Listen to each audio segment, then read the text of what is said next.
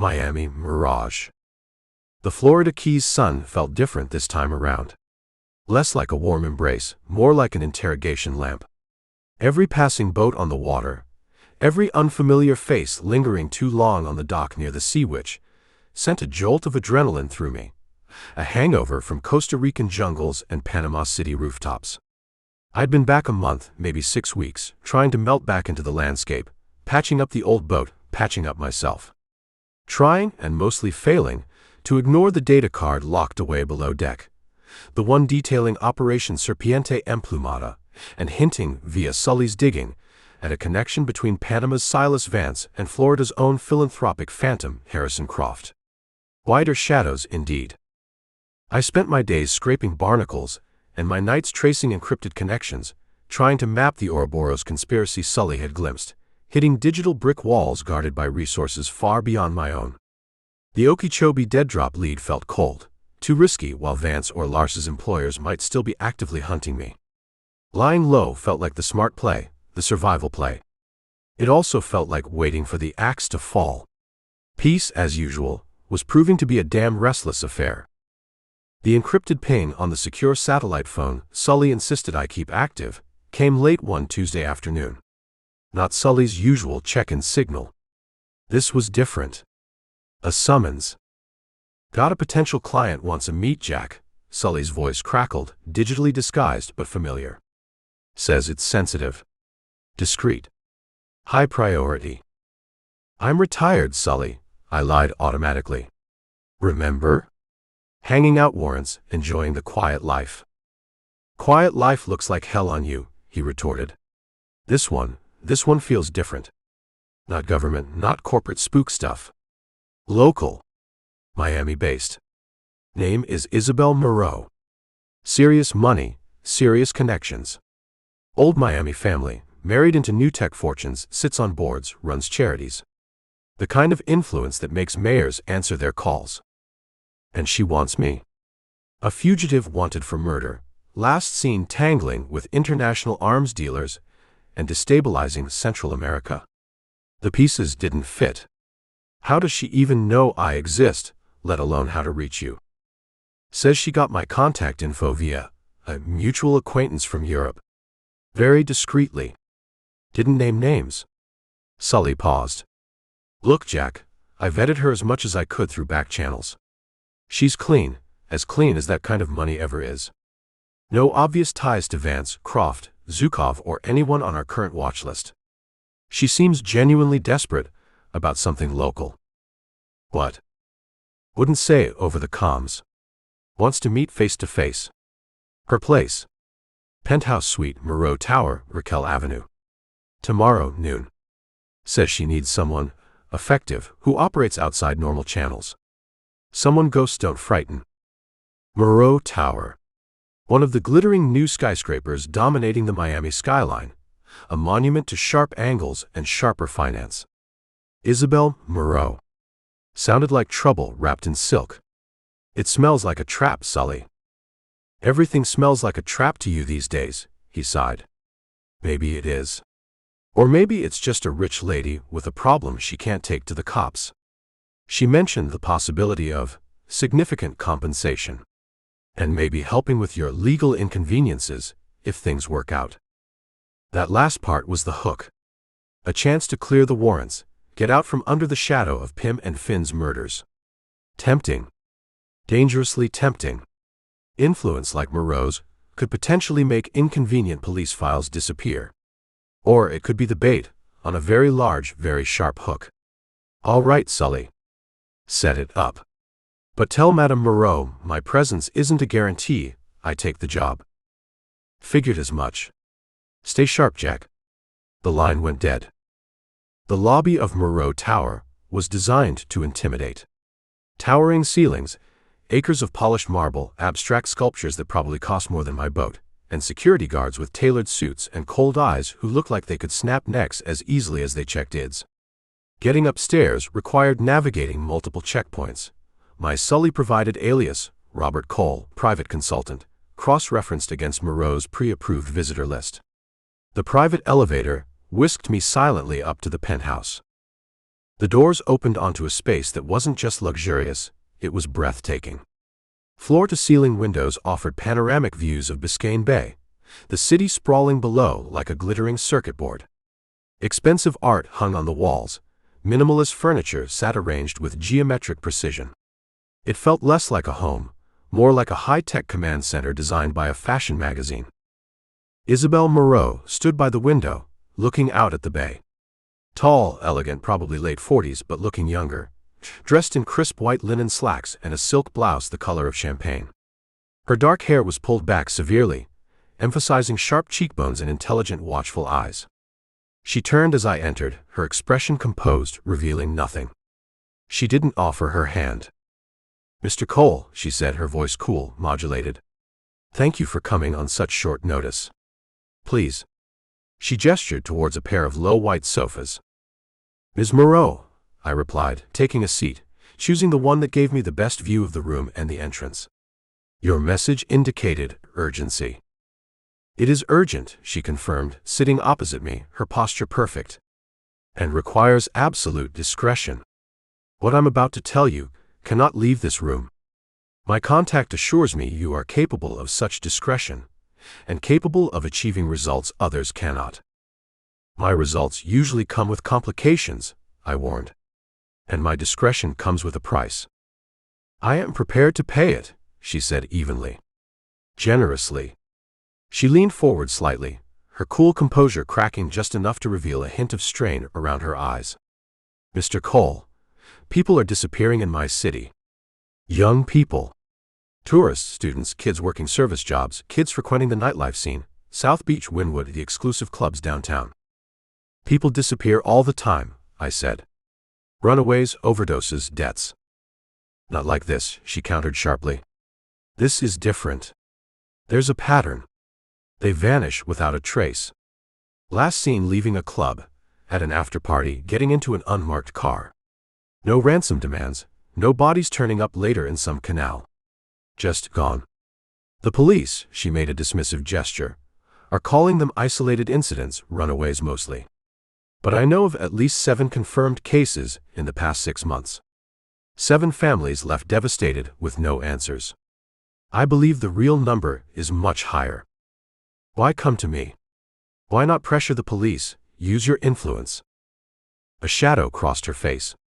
"I have tried. Commissioner owes me favors, the mayor plays golf with my husband. They make concerned noises, promise task forces, but nothing happens. It's as if they are being told to look the other way. Or perhaps the problem originates from circles, even they are hesitant to investigate." She met my gaze directly. "Someone powerful is behind this, Mr. Cole. Someone is taking these young people, and I need to know who and why. And I need it stopped." "Why do you care?" I asked bluntly. Rich women in penthouse towers didn't usually get personally invested in missing service workers or tourists. Her composure slipped another notch. My niece's best friend, a bright young woman working her way through college, vanished 3 weeks ago after leaving a club in Wynwood. Her family has no influence, no resources. The police offered platitudes. I will not stand by and let this continue." Her voice held a steel edge now. "Convincing. Or maybe just well-rehearsed. What do you want me to do?" "Find out what's happening. Infiltrate the nightlife scene, the clubs, the after-parties where these disappearances seem to originate. Find the connection. Identify the people responsible." She named a figure, a retainer fee that made the Costa Rica job look like pocket change. "And," she added, watching me closely, "if you succeed, if you expose this network and bring the responsible parties to light. I have friends in the state attorney's office, friends in Tallahassee. Those unfortunate legal matters you seem to have acquired, perhaps they can be revisited favorably. The offer, the threat, the hook. Money and a clean slate. All I had to do was dive headfirst into the neon-drenched, drug-fueled, potentially lethal Miami nightlife scene and figure out who was making people disappear. It felt like walking back into the fire, trading jungle shadows for urban ones. But the image of those missing kids, the calculated coldness of whoever was taking them, It snagged on something inside me I thought was long dead. "All right, Ms. Moreau," I said, meeting her cool gaze. "You've hired yourself an investigator. But understand this, I work my way. And if this connects to bigger shadows than even you anticipate, the price might go up." She nodded slowly. "I understand perfectly, Mr. Cole.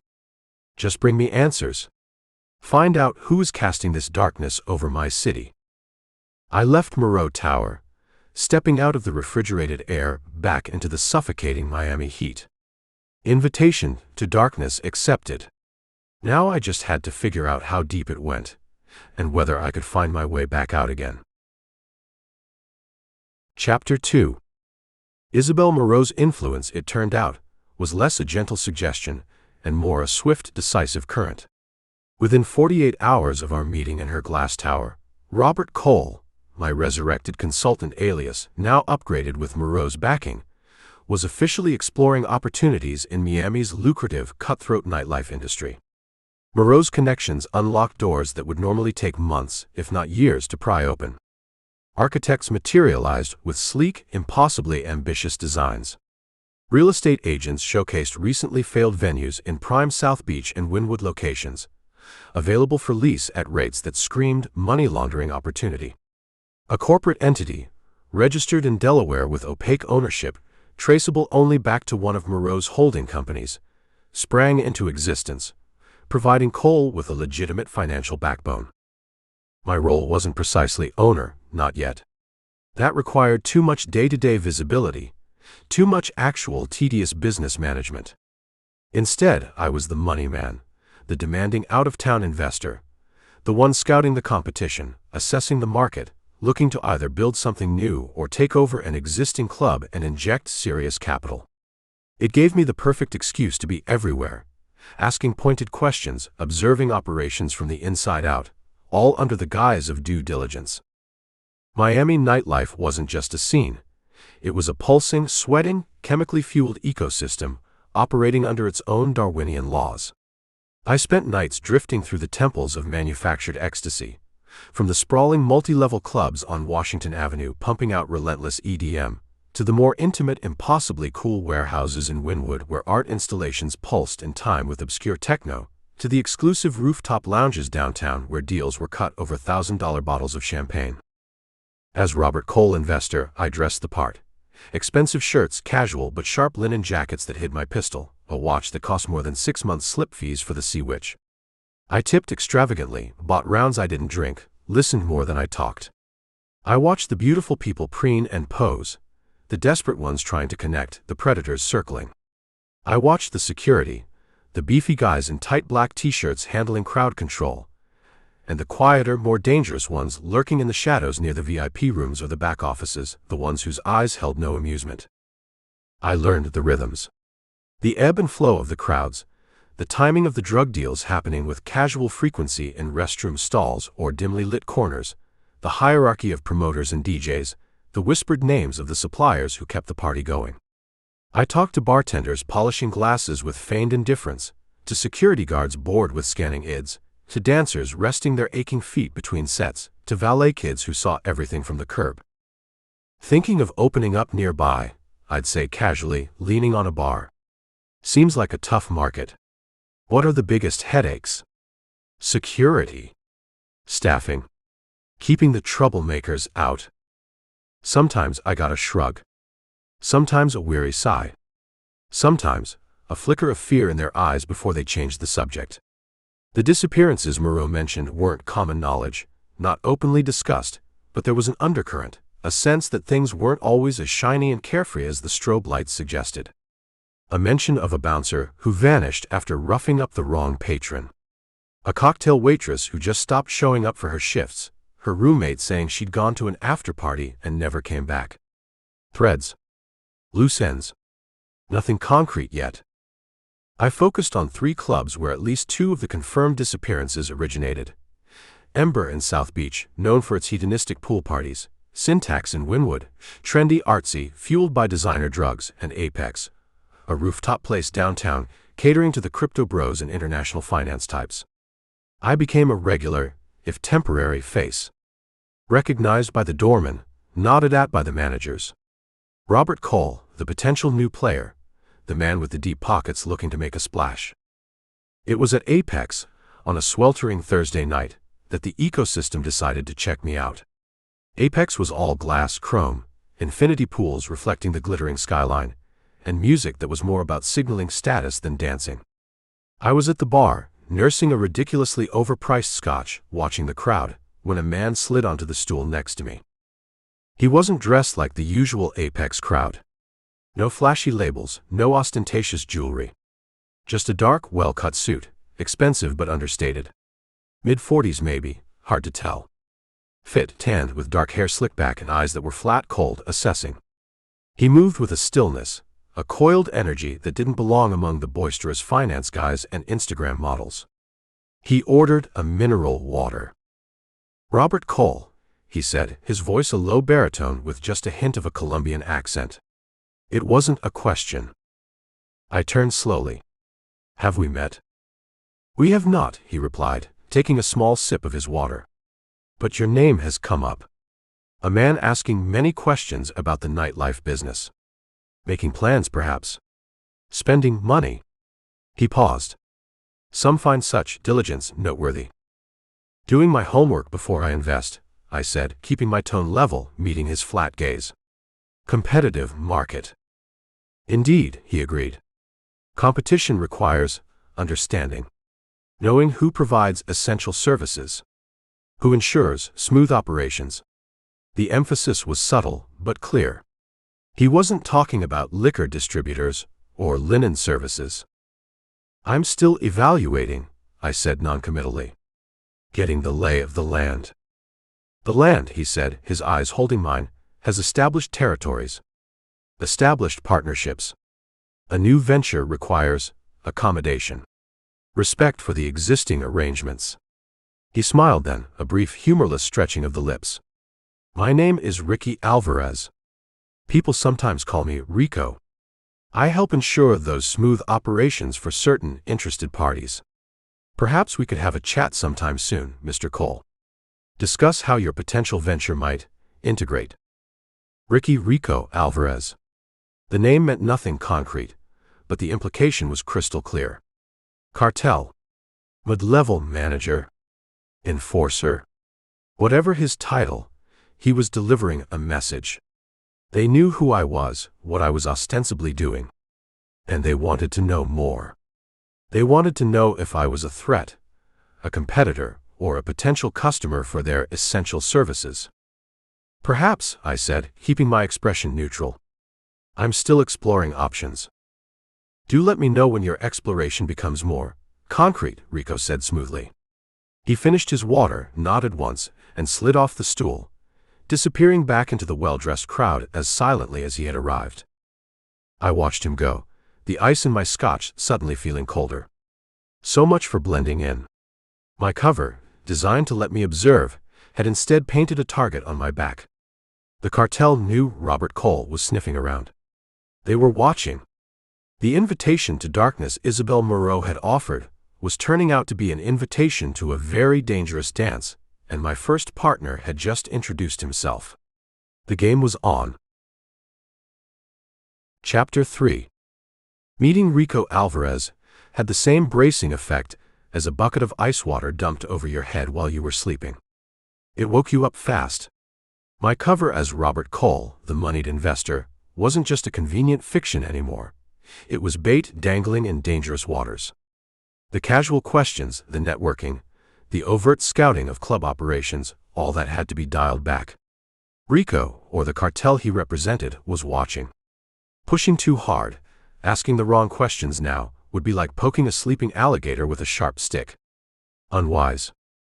I shifted tactics. Less visible presence in the front-of-house velvet rope sections, more time spent observing the mundane machinery that kept the party going. The loading docks receiving deliveries at odd hours, the labyrinthine service corridors, the perpetually overflowing dumpsters out back, the bleary-eyed staff clocking out at dawn. Moreau's money opened doors here too, greasing palms for access to blueprints, delivery schedules, staff rosters for the venues I was supposedly considering acquiring or competing with. All under the guise of assessing operational efficiency, of course. The disappearances, they clustered around specific nights, specific clubs, but lacked an obvious public link. No big scene, no struggle witnessed. People just evaporated. If Moreau was right, if the police were being deliberately slow, then the victims weren't being grabbed off the street. They were being taken from within the clubs, or lured away discreetly. That meant access, complicity, or expertly exploited blind spots. My focus narrowed on Club Ember, the South Beach spot known for its decadent pool parties that raged well past sunrise. 2 of the confirmed missing had last been seen there. I spent hours nursing drinks at the periphery, watching. Not the dancers or the DJs, but the staff. The security. The handlers who managed the high-roller cabanas. I noticed certain patterns. Specific valets who weren't just parking cars, but seemed to linger near the exits, communicating discreetly via earpieces.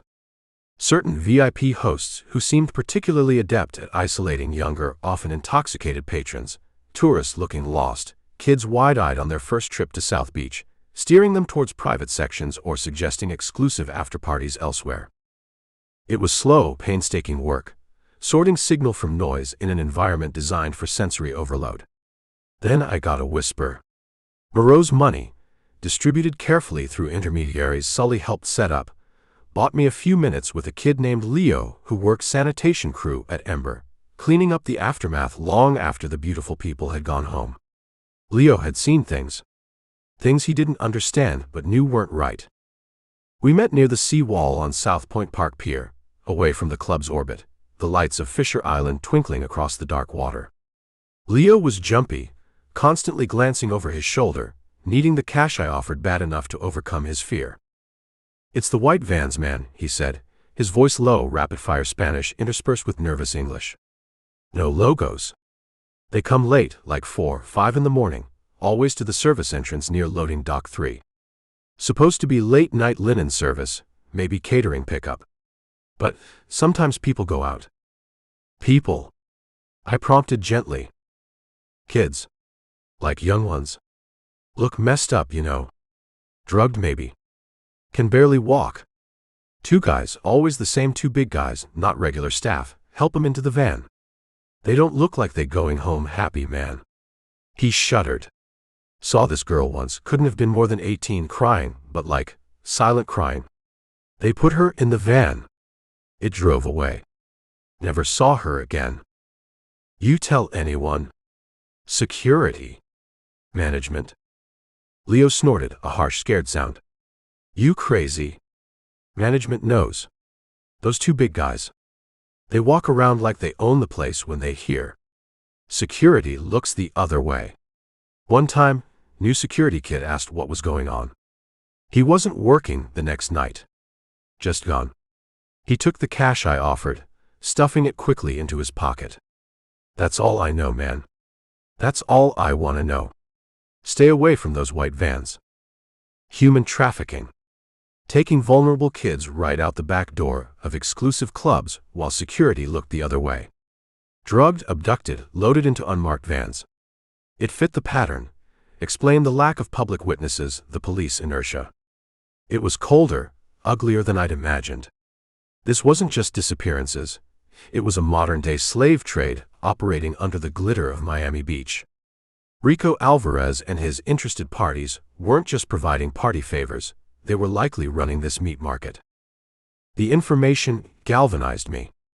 I needed proof, needed license plates for those vans, needed identities for the handlers and the 2 big guys.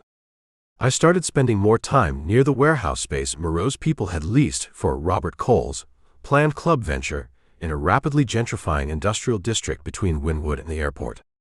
It was plausibly located for late-night deliveries, offered good sightlines to certain routes leading away from the beach clubs, and gave me a secure place to set up surveillance equipment without attracting attention at my marina slip.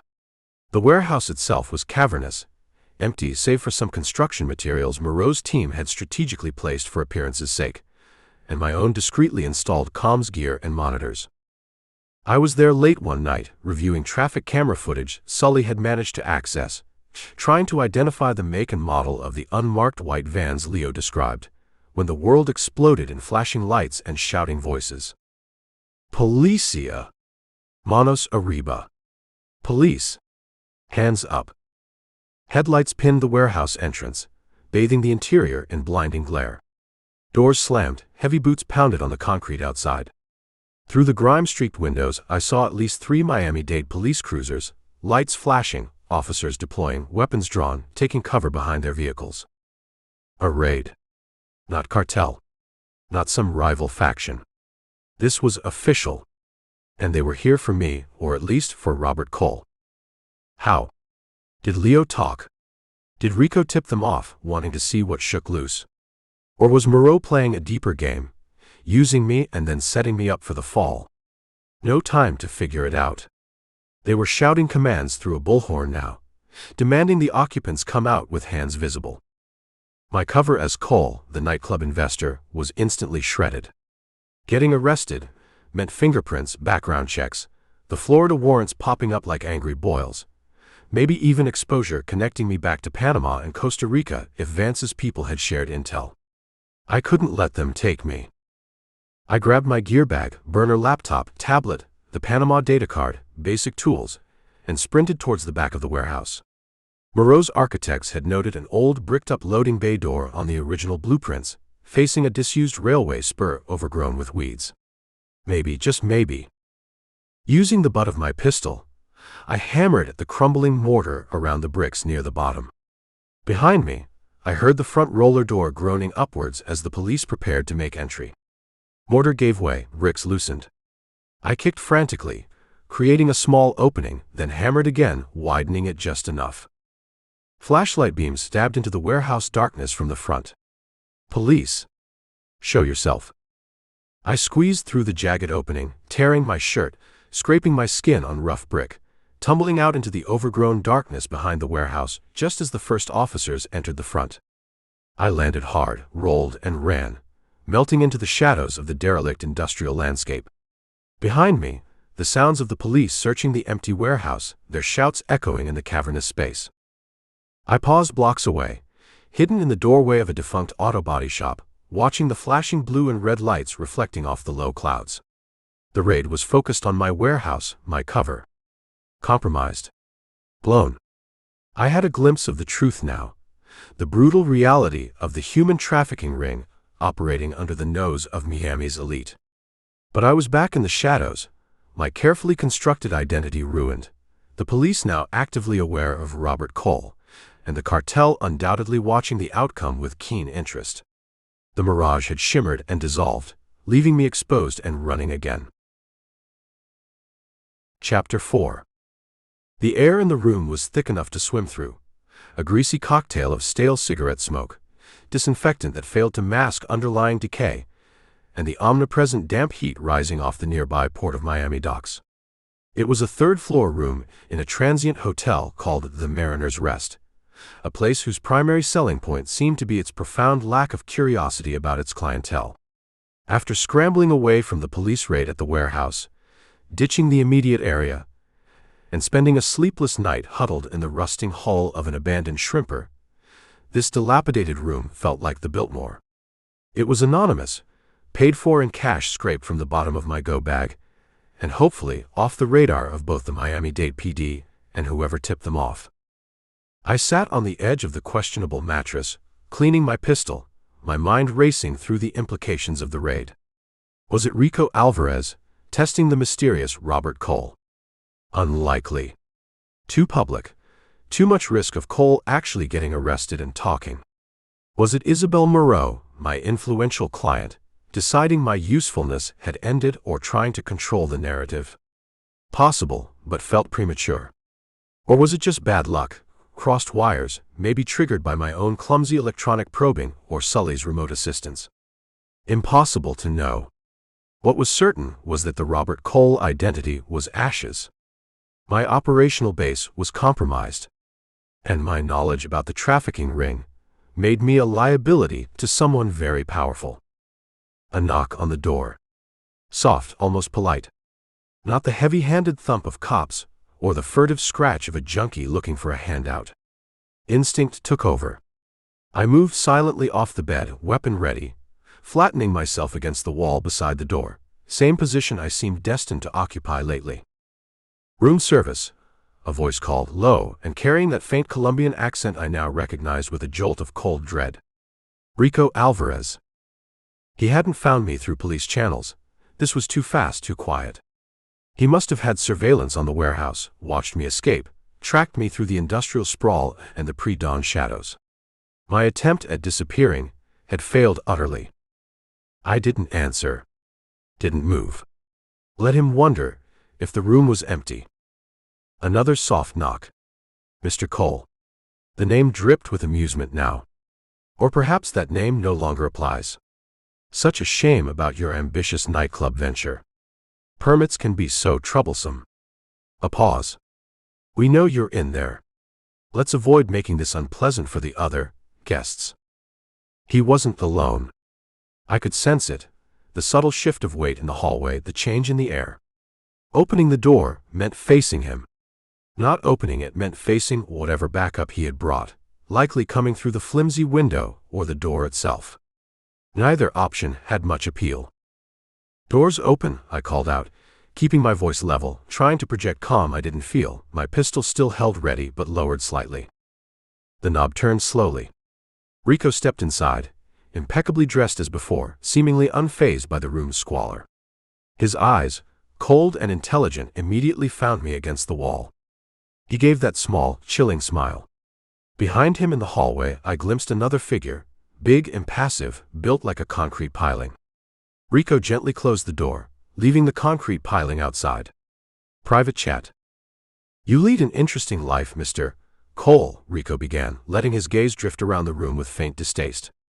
"One moment, you're a potential investor rubbing elbows at Apex. The next, you're dodging police raids and holing up in places like this. It suggests complexity." "Just ran into some zoning issues," I said, shrugging. "Bureaucratic nightmare." Rico chuckled softly, a dry, humorless sound. "Bureaucracy. Yes. That must be it." He walked further into the room, stopping near the grimy window overlooking an alley filled with overflowing dumpsters. "Or perhaps it had more to do with your diligent homework. Your questions about security protocols at certain establishments. Your interest in late-night deliveries and staff movements. Your inquiries about unfortunate disappearances." He knew. He wasn't guessing. He knew exactly what I'd been looking for. The raid hadn't just blown my cover, it had confirmed my purpose in his eyes. "You possess a certain skill set," Rico continued, turning back to face me. "Resourcefulness. Situational awareness. The ability to evade official attention. These are valuable qualities." "Glad you appreciate them," I said warily. "Planning on offering me a job?" The question was meant as sarcasm, a deflection. His smile widened slightly. "As a matter of fact, yes. My associates and we were discussing you after our little chat at Apex. Your appearance was unexpected. Your questions intriguing. The police raid clarified things." He gestured vaguely. "The operation you were investigating, let's call it talent recruitment, is a sensitive, highly profitable division of our larger enterprise. Your interference is problematic." He paused, letting the implicit threat hang in the stale air. "Normally, such problems are resolved simply. Permanently. A regrettable necessity of doing business." His eyes held mine, cold and direct.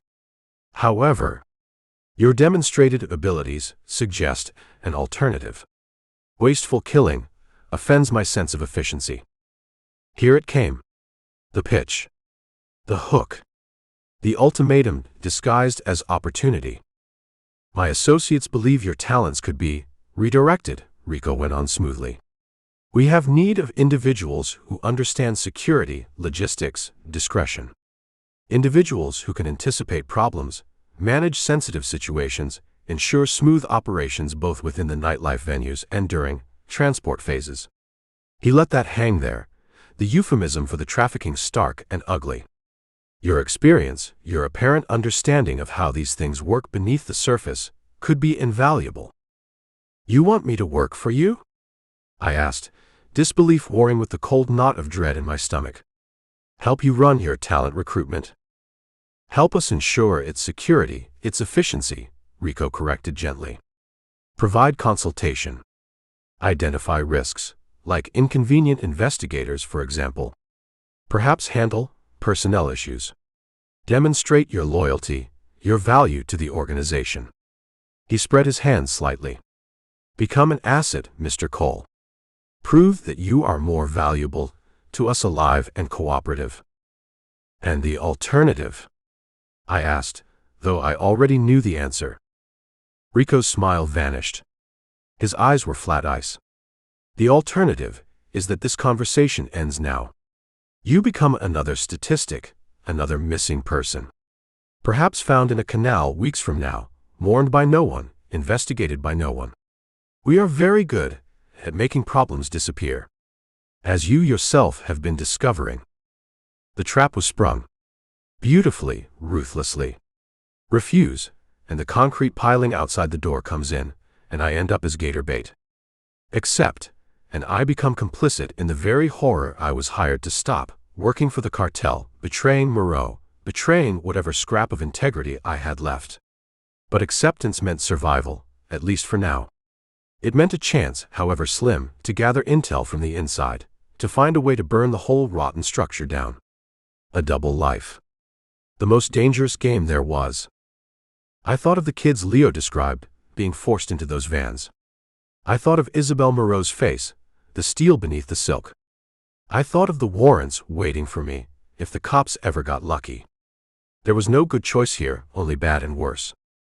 Working for you. I let the words hang, playing for time, trying to project reluctance, calculation. What guarantees do I have?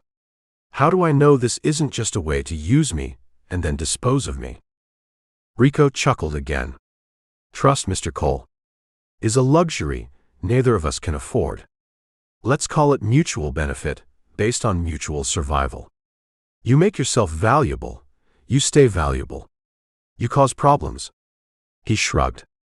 As for guarantees, your continued respiration is the only one offered.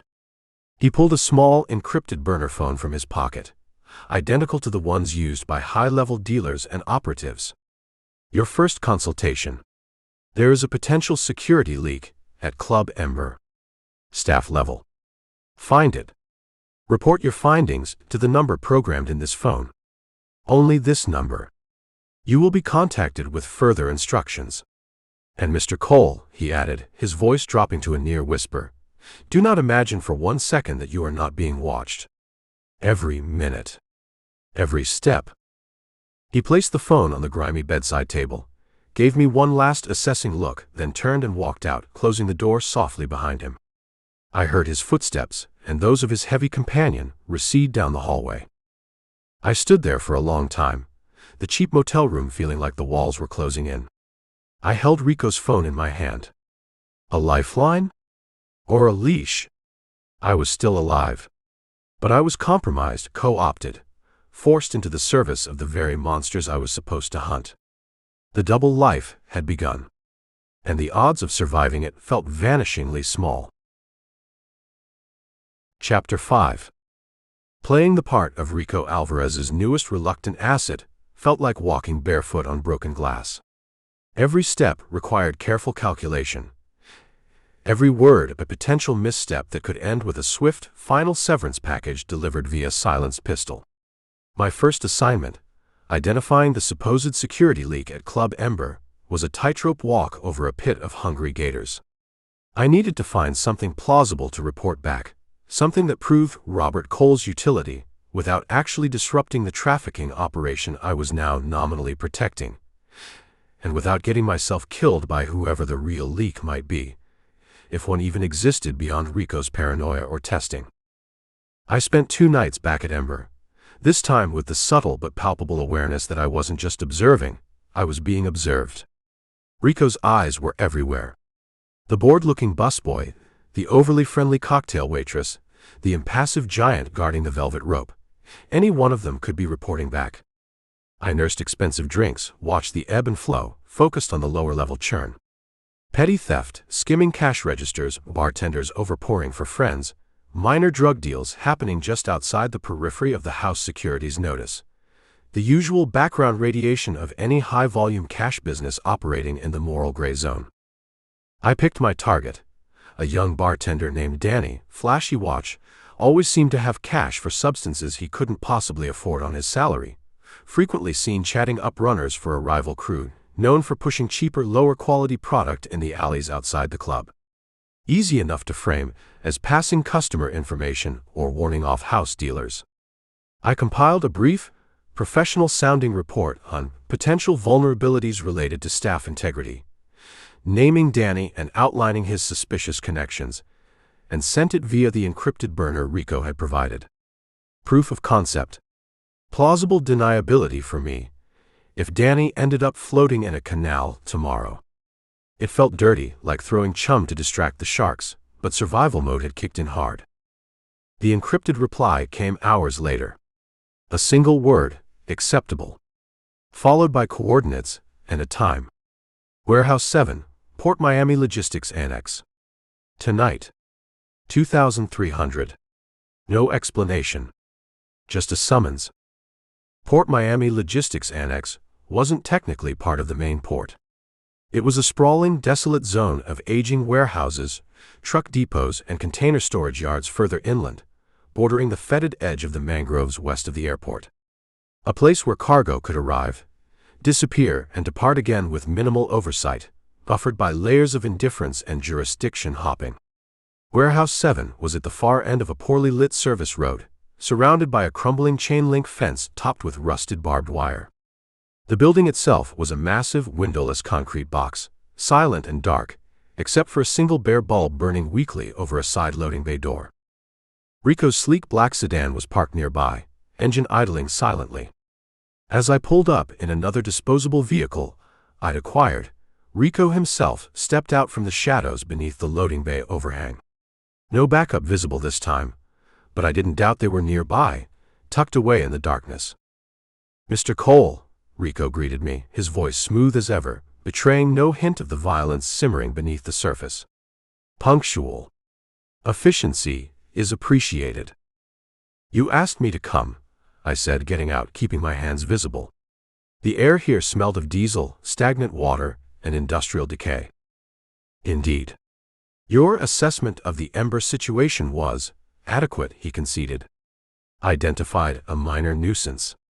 Easily rectified." He gestured towards the warehouse. "Tonight, however, requires a different kind of assessment. This facility is occasionally used for temporary storage, consolidating certain assets before onward transport." His eyes glinted in the dim light. "We suspect potential inventory discrepancies. Perhaps related to your bartender friend's loose lips, perhaps simple internal mismanagement. Assets. Talent recruitment. Euphemisms piled on euphemisms, designed to sanitize the ugly reality." "You want me to check your inventory? I thought I was security consultant." "Security involves inventory control," Rico countered smoothly. "We need a fresh set of eyes, someone objective, to verify the manifests against the stored product. Standard procedure." He slid open the heavy loading bay door, revealing a cavernous, dimly lit interior. Stacks of anonymous wooden crates, some shrink-wrapped pallets, forklifts parked like sleeping metal beasts.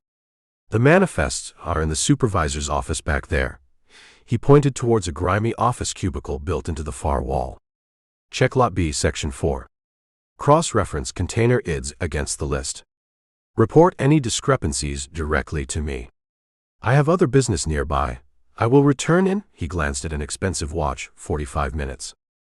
He left me there, sliding the door almost closed, plunging the warehouse into near darkness relieved only by shafts of moonlight filtering through gaps in the corrugated roof high above.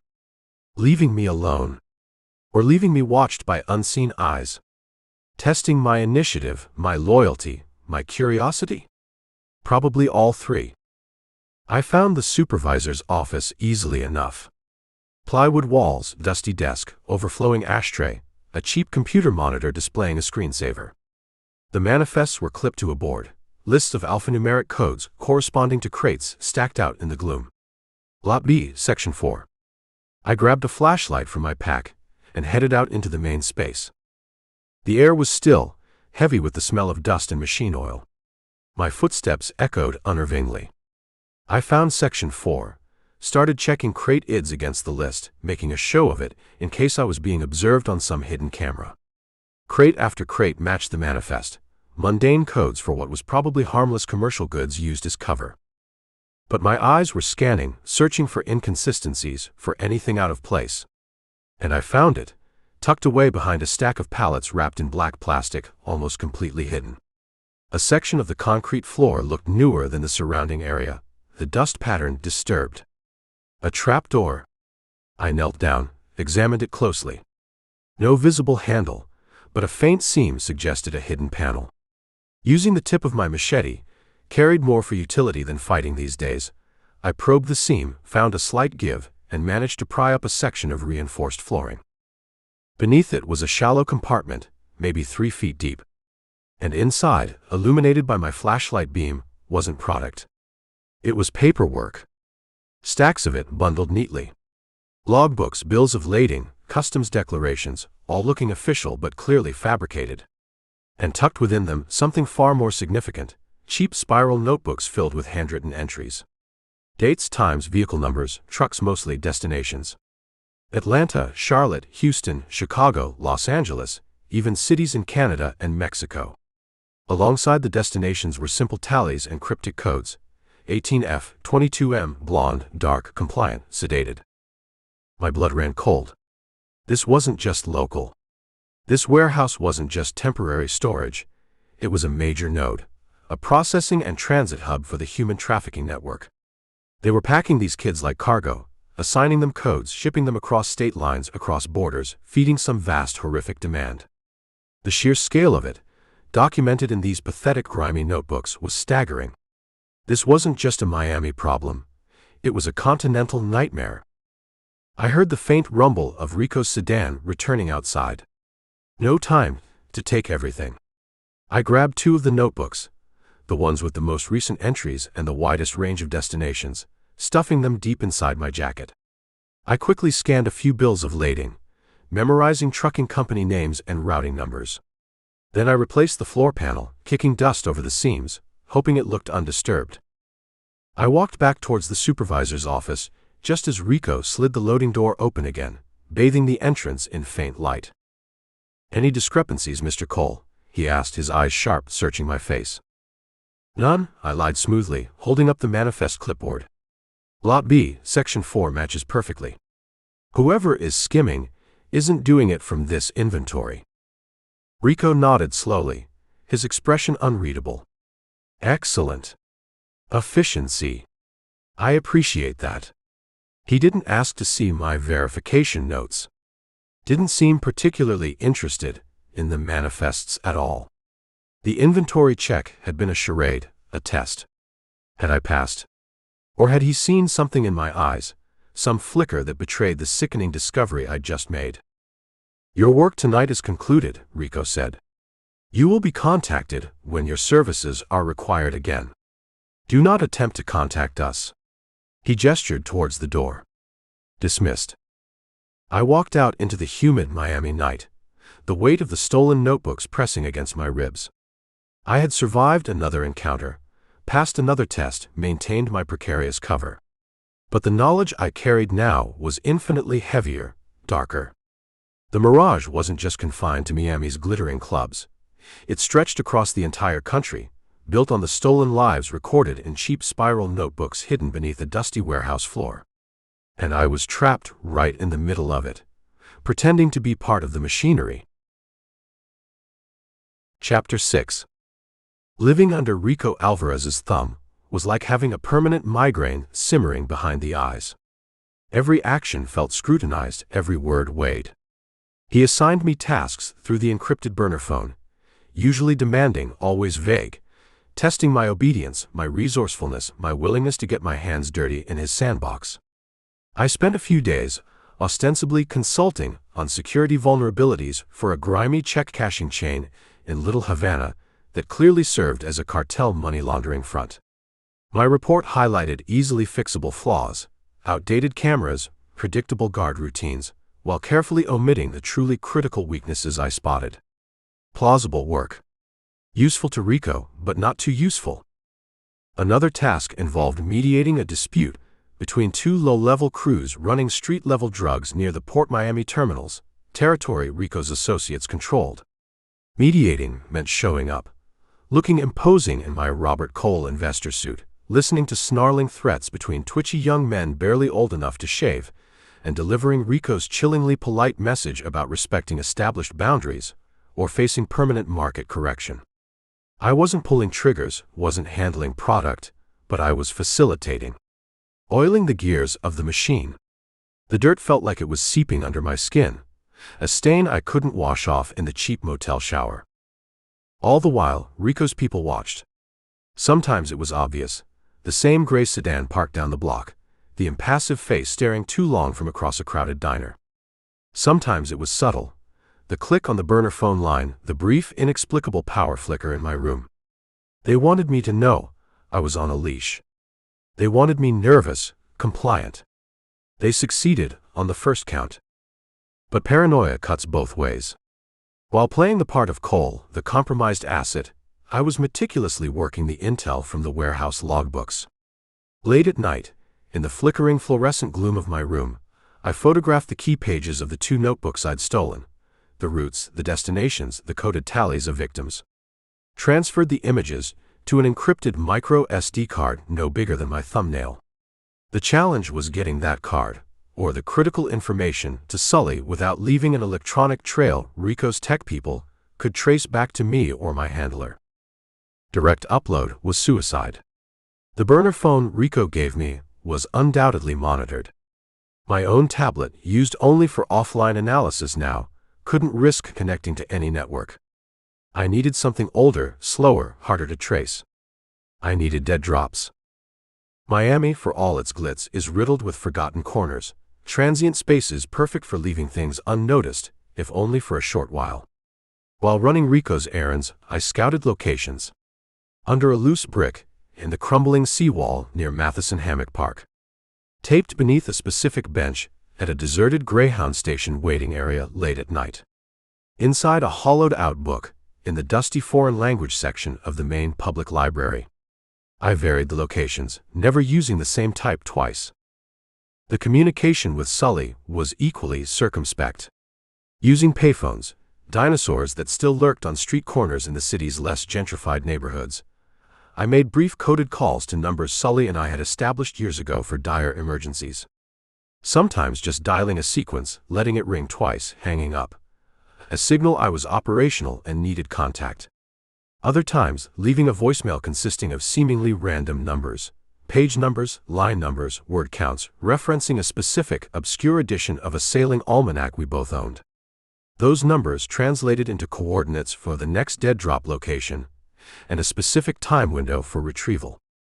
Leaving the micro SD card taped under a park bench at 3 a.m., heart pounding, convinced every shadow held one of Rico's watchers, felt insane. Walking away, not knowing if Sully's retrieval agent, he wouldn't come himself, too risky, would get there before some random vagrant, or worse, before Rico's people swept the area, was pure agony. Confirmation came subtly, days later. Sully knew I scanned international news feeds obsessively, looking for ripples from Panama, Costa Rica, anything related to Vance or Zukov. One morning, a small, seemingly insignificant Reuters report appeared online about increased vigilance regarding cross-border trucking regulations, specifically citing routes originating in Florida, heading towards Atlanta and Houston, 2 key destinations logged in the warehouse notebooks. Below the article, in the comments section, a place usually filled with incoherent rage, was a single anonymous comment. Almanac reading confirms interesting currents. Charts updated. Fair winds. Sully had the intel. The interstate network details were out, at least to him. What he could do with it, operating from the shadows himself, was another question, but the information wasn't buried in my pocket anymore. My acceptable performance seemed to be earning me a slightly longer leash, or perhaps just deeper entanglement. Rico called me on his burner. Cole. There is a reception tonight. Charity function for the new children's wing at County General. Very exclusive. Hosted by Harrison Croft. Croft. The phantom financier from Florida, potentially linked to Panama's Silas Vance. My pulse quickened. Am I providing security consultation? I asked, keeping my voice neutral. No, Rico replied. You are attending. As my guest. A pause, letting the implications sink in. Mr. Croft appreciates knowing who the significant players are in Miami's various enterprises. It's good for business, cultivating relationships. You will accompany me, observe, be introduced if necessary. Consider it professional development. Being paraded in front of Harrison Croft, the man I suspected funded Zhukov's Florida operations and possibly had ties to the entire Serpiente Emplumada conspiracy, while acting as an asset for a cartel enforcer. The irony was thick enough to choke on. It was also an opportunity. A chance to get eyes on Croft again, gauge his connection to Rico's faction of the cartel, maybe even overhear something. I'll need appropriate attire, I said. It will be provided, Rico assured me smoothly. A car will collect you at 7. Be ready. He hung up. The dance of deception continued. I had successfully leaked the interstate trafficking intel, a small victory in a losing war. But now Rico was pulling me closer, bringing me into the orbit of Harrison Croft himself.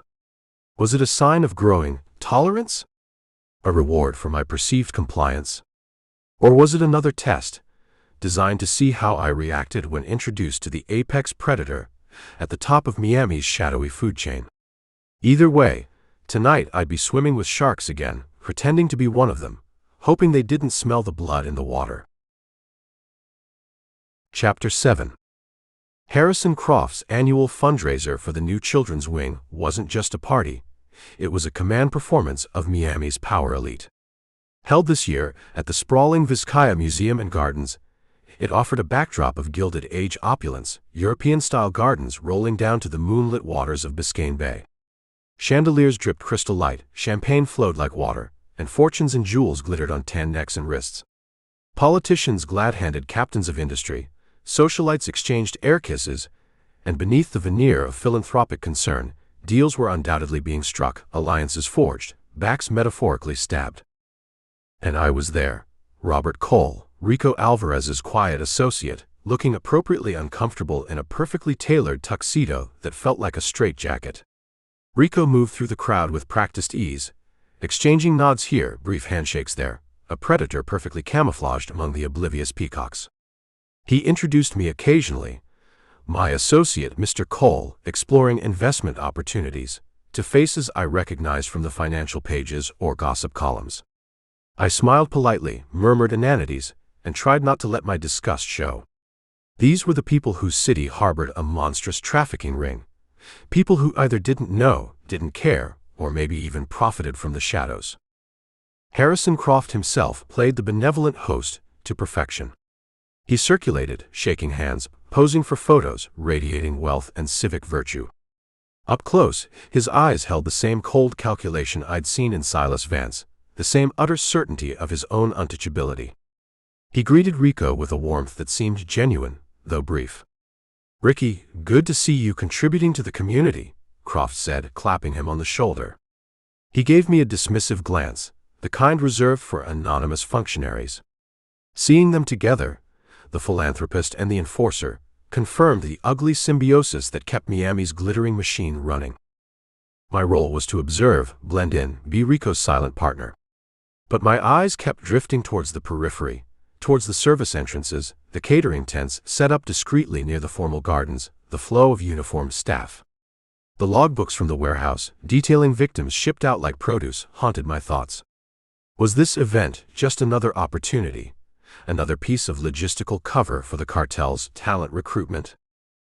The encrypted burner phone Moreau had insisted I keep, as a secondary emergency contact channel, separate from Rico's monitored device, vibrated silently in my pocket. Excusing myself from Rico with a mumbled comment about needing air, I found a secluded corner of a moonlit colonnade overlooking the bay, shielded by thick bougainvillea. The message was from Sully, routed through Moreau's secure network, short and chilling. Warehouse logbook cross-ref indicates truck from flagged holler, ATL HOU routes, logged arrival vicinity Vizcaya service access 21:45 Eastern Standard Time.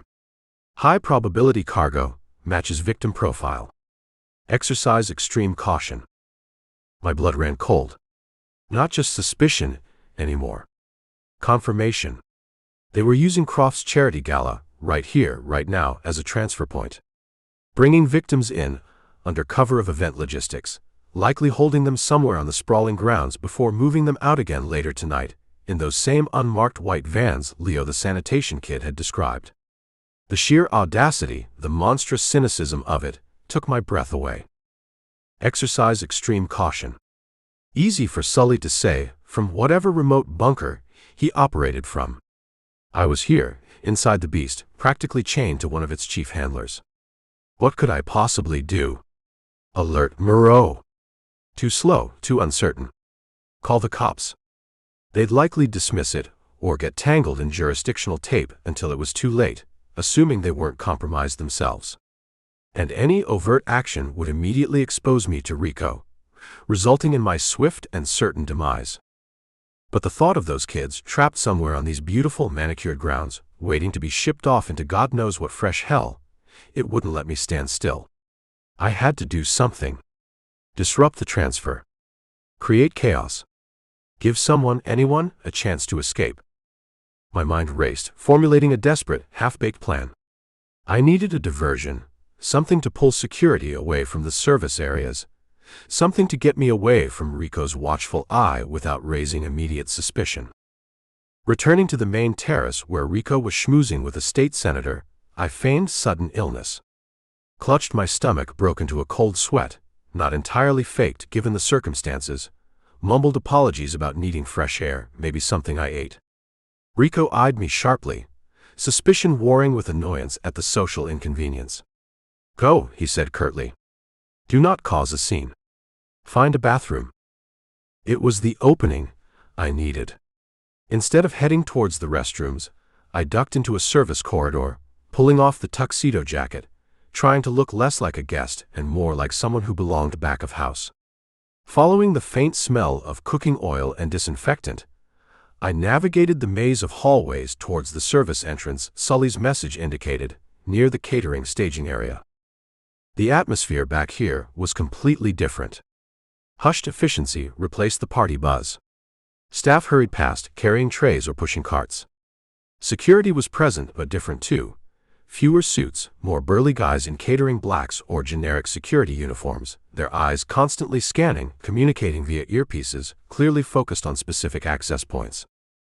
Through a gap between two large catering trucks parked near a loading dock, I saw it. An unmarked white van, identical to the ones Leo described, engine idling quietly. Two large, impassive men stood near the back, the same types Leo mentioned. The rear doors were closed, but I could almost feel the terrified silence emanating from within. Nearby, another group of uniformed security conferred quietly, clearly coordinating something specific, unrelated to party logistics. This was the transfer point. They were waiting for the moment the party peaked. Security focused elsewhere to load the victims, likely brought here earlier disguised as supplies or staff, into the van for transport off the estate. I needed to stop that van, stop the transfer, create maximum chaos now. My eyes scanned the area. Fuel drums stacked near a generator trailer. Propane tanks for the catering grills. A forklift parked nearby, keys dangling. Okay, plan B or maybe plan C, reckless, noisy but maybe effective. Moving quickly, staying in the shadows cast by the trucks, I reached the parked forklift. The engine turned over with a surprisingly quiet electric hum. Driving a forklift wasn't exactly in my skill set, but the controls looked simple enough. Forward, reverse lift. I eased it forward, aiming for the stacked fuel drums near the generator. Just as I reached them, one of the van guards spotted me, shouted an alarm. Too late. I lowered the forklift tines, nudged the precariously stacked drums, sending them tumbling towards the generator with a crash. Then I jammed the accelerator in reverse, simultaneously swinging the lift mechanism upwards, aiming to clip the overhead power lines feeding the temporary lights illuminating the loading dock. Sparks erupted as the tines hit the wires. The lights blew out, plunging the immediate area into near darkness, broken only by the distant party lights and the headlights of the white van. Shouts, confusion. Someone started firing blindly into the darkness. The tumbling fuel drums hadn't ignited, thankfully, but the generator sputtered and died, adding to the chaos. In the confusion, under the cover of the sudden darkness and shouting, I vaulted off the forklift and sprinted towards the white van. The two guards near it were momentarily disoriented, trying to identify the threat. I slammed into the nearest one, driving my shoulder into his gut, sending him stumbling back. The second one turned, raising a weapon, but I was already yanking open the van's rear door handle. For a split second, I saw inside. Young faces, terrified, huddled together in the dark. Maybe 4 or 5 kids, teenagers mostly. One girl met my eyes, her expression numb with shock. "Run!" I yelled, hoping they understood, hoping they had the strength. "Get out! Run!" Then the second guard was on me. A heavy blow caught me on the side of the head, sending me staggering. More security was converging, drawn by the blackout and the gunfire. I scrambled backwards, firing my pistol towards the guards near the van, trying to give the kids inside a chance, a distraction. Did any of them get out? Did they understand? I didn't know. Figures were moving in the darkness, tackling someone, maybe one of the victims, maybe one of the guards in the confusion. More shots were fired. Sirens wailed in the distance now, louder, closer than before. Someone at the gala must have called the real cops. I couldn't stay. I'd done what I could, disrupted the immediate transfer, caused chaos, maybe given someone a chance. But my cover here, my position within Rico's operation, was irrevocably compromised the moment those lights blew. I turned and ran, melting back into the shadows of Vizcaya's manicured gardens, leaving the chaos behind me. The terrified faces in the van burned into my memory. The storm hadn't just gathered, it had broken. And I was caught right in the middle of the lightning. Chapter 8. Adrenaline is a deceptive fuel. It burns hot and fast, gets you through the immediate firefight, the desperate scramble, but leaves you running on fumes just when you need clarity the most. I pushed through the manicured hedges bordering Vizcaya's formal gardens, heart hammering, the phantom faces of the kids in the van flashing behind my eyes, the sounds of chaos, shouts, maybe more gunfire, the approaching wail of police sirens fading slightly behind me. Getting clear of the estate was priority 1. Rico would know instantly who was responsible for the disruption at the loading dock. My Robert Cole persona wasn't just compromised, it was radioactive. The main gates would be swarming with police by now, maybe already sealed. My best bet was the bayfront. The Vizcaya property stretched down to the water, all mangroves and limestone groins and private little docks for tenders servicing the yachts anchored out in the deeper water. Find a small boat, borrow it, ditch it across the bay in Coconut Grove or Key Biscayne, melt away before anyone connected the gala saboteur to the fugitive Jack Kincaid. It was a thin plan, but the only one available. I moved through the shadows of ancient oak trees draped in Spanish moss, staying off the crushed shell paths, my borrowed tuxedo jacket snagging on thorns. The air was thick with the scent of night-blooming jasmine and salt water. Up ahead, through the trees, I saw the glint of moonlight on the calm bay. A small stone jetty, almost hidden by mangrove roots, jutted out into the water. Tied up to it was exactly what I needed. A sturdy-looking inflatable Zodiac tender, the kind used by yacht crews, probably left by someone attending the gala. Keys might even be in it. My luck, maybe, was finally turning. I approached the jetty cautiously, scanning the darkness. No guards visible here. Their focus would be on the main house, the service areas, the landward exits. The sirens seemed slightly further away now, maybe tangled in traffic outside the main gates. Just slip into the Zodiac, start the outboard, and putter quietly away into the bay's darkness. Going for a moonlight cruise, Callahan. The voice came from the shadows near the base of the jetty, cool, controlled, laced with an icy anger that stopped me dead in my tracks. Elena. She stepped out, emerging from behind a gnarled mangrove trunk. Dressed practically in dark cargo pants and a black top, she looked far removed from the biologist cover she'd used in Costa Rica. Her face was taut with fury, her eyes burning in the dim light. She held her pistol loosely, pointed towards the ground, but her stance was coiled, ready. "Elena," I said, keeping my own voice low, trying to mask my surprise, my sudden bone-deep weariness. "Fancy meeting you here. Enjoying the party?" "I saw your handiwork back there," she spat, ignoring my question. "Creating chaos, drawing attention. Very subtle. Was that your client's plan? Or just your usual reckless improvisation?" "Sometimes recklessness is the only option," I said. "There were kids in that van." "There's always collateral damage in this business," she shot back, taking a step closer. "But you always make it worse. You charge in, focused only on your angle, your payday, leaving messes for everyone else to clean up. Just like in the jungle." The bitterness over Costa Rica, over my perceived abandonment of her quest for Ramirez's data, poured off her. "You got the Serpiente plans. What else did you find out tonight? What did you hear? Who is behind this trafficking ring here in Miami? Tell me." "Now isn't the time, Elena," I said, glancing back towards the main house. The sounds of activity were still audible, distant shouts carrying over the water. "We need to get out of here. Both of us." I gestured towards the Zodiac.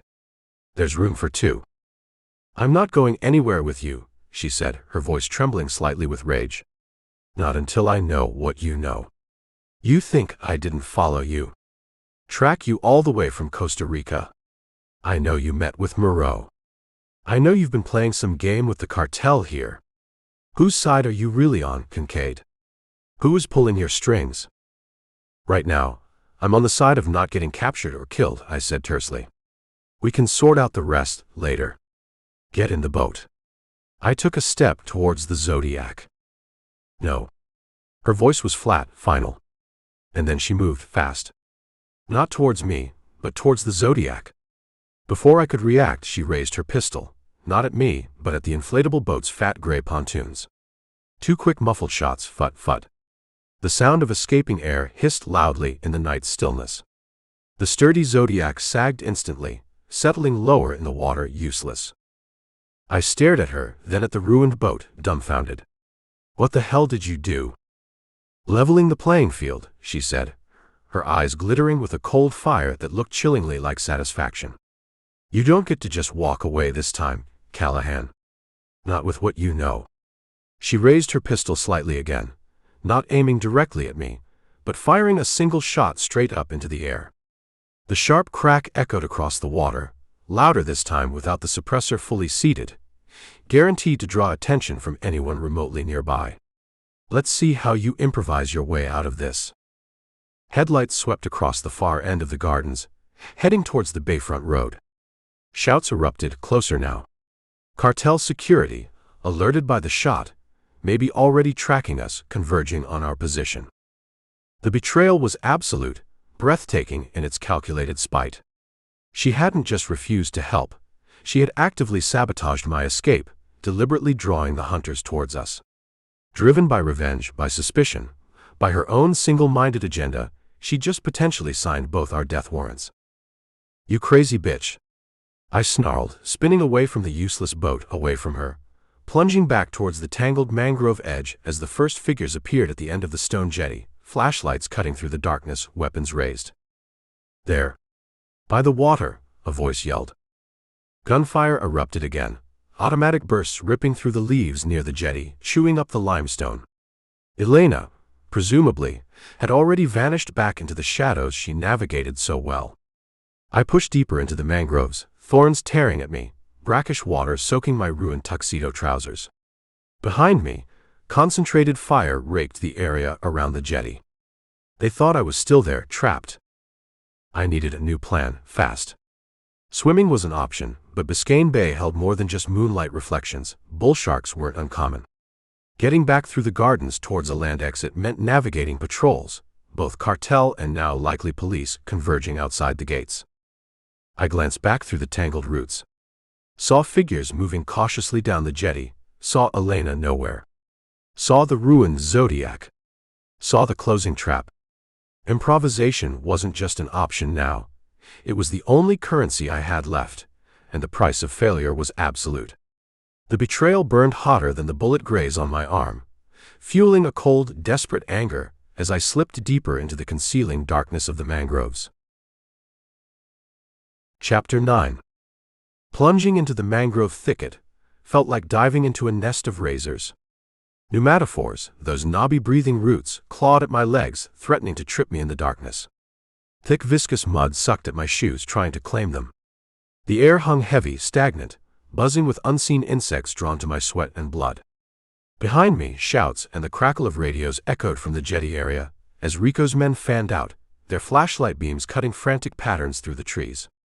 Elena's parting shot, both literal and figurative, had painted a bullseye squarely on this section of the shoreline. Staying on land was suicide. They'd box me in against the seawall. The bay beckoned, dark and vast under the sliver of moon. Swimming offered concealment but carried its own risks. Currents, unseen obstacles, things with teeth that didn't carry guns but were just as deadly. A calculated risk, like everything else tonight. I eased into the water near a dense cluster of roots, submerging slowly to avoid a splash. The bay water felt surprisingly cool, after the jungle-like humidity of the gardens, shocking the system, clearing my head for a split second. It also smelled faintly of brine and decay, a reminder of what lurked beneath the placid surface. I took a deep breath and pushed off, swimming parallel to the shore, staying within the deep shadows cast by the overhanging mangroves, aiming generally south, away from the concentrated activity around Vizcaya's main grounds. Progress was slow, exhausting. My borrowed tuxedo trousers, already soaked and muddy, dragged like lead weights. The bullet grazed on my ribs, and the gash on my arm from Lars's knife in Panama throbbed in rhythm with my strokes. Every splash seemed amplified in the night's stillness, certain to draw attention. I kept glancing back towards the shore, expecting to see flashlight beams sweeping the water, hear the bark of commands. Nothing yet. Maybe Elena's shot, combined with the chaos I'd caused at the loading dock, had pulled most of the security inland. After what felt like an eternity, maybe half a mile down the coast, the mangrove fringe gave way to a slightly more open area, the backyards of expensive coconut grove homes, their lawns rolling down to private docks and seawalls. Lights glowed invitingly from picture windows, glimpses of a peaceful world, utterly alien to the one I currently inhabit. Getting out of the water here was risky, exposing myself on manicured lawns, but staying in the bay indefinitely wasn't an option. I spotted a low seawall with concrete steps leading up to a darkened yard, no guard dogs barking, no obvious security lights. Moving with excruciating slowness, I pulled myself out of the water, dripping, shivering despite the heat, feeling utterly spent. I lay flat on the cool grass for a moment, gasping for air, listening. Distant sirens still wailed towards Vizcaya, but here only the chirping of crickets and the gentle lap of waves broke the silence. I needed to get off this waterfront, find a street, find some anonymous way to melt back into the city's bloodstream. Crouching low, I moved up the lawn towards the darkened house, planning to skirt around it towards the street beyond. That's when I heard the car, tires squealing softly on the pavement out front, engine cut abruptly. Not a police cruiser's approach. Too quiet, too deliberate. Peering cautiously around the corner of the house, I saw it. A black Escalade, engine off, lights off, parked halfway down the quiet residential block. Two figures got out, moving quickly, scanning the street, speaking into wrist comms. Rico's men. They must have anticipated someone trying to exit the bay here, cutting off potential escape routes from Vizcaya by land. They were disciplined, spreading out, checking yards. My heart sank. Trapped again. I flattened myself behind a large ornamental urn near the side of the house, trying to control my breathing. Maybe they wouldn't check this far down. Then a porch light flicked on at the house directly across the street. An older woman, maybe 70s, hair in curlers, wearing a housecoat, stepped out, peering into the darkness. "Who's out there?" she called out, her voice shaky but carrying in the quiet night. "What's all that noise down the way?" She must have heard the distant sirens, maybe the commotion. One of the Escalade men turned towards her instantly, raising a hand. "Police business, ma'am," he called back smoothly, his voice calm, authoritative. "Just stay inside, everything's under control." But she didn't retreat. Maybe she was confused, maybe just nosy. She took a step further onto her porch. "Police? You don't look like police. What are you doing on our street?" The man exchanged a look with his partner.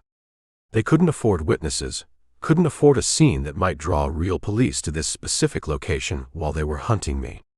The first man started walking purposefully across the street, towards the woman's house. "Ma'am, I need you to go back inside. Now." "I want to see some identification," she insisted, her voice rising slightly. He reached her porch steps just as I realized what was about to happen. He wasn't going to show her ID. He wasn't going to argue. He needed silence, control.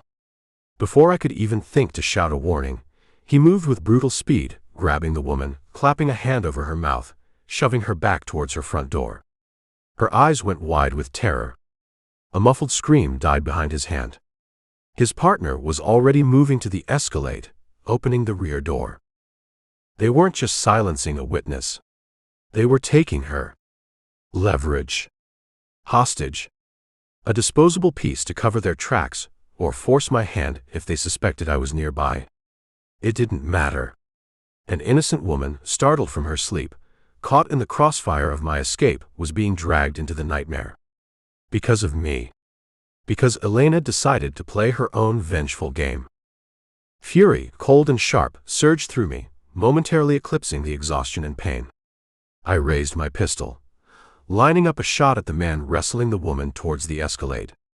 But his partner was already scanning the darkness, weapon raised, sensing movement perhaps. Firing now would mean a shootout on a residential street, endangering others, maybe getting the woman killed in the crossfire. And I was outgunned, outmanned, barely standing.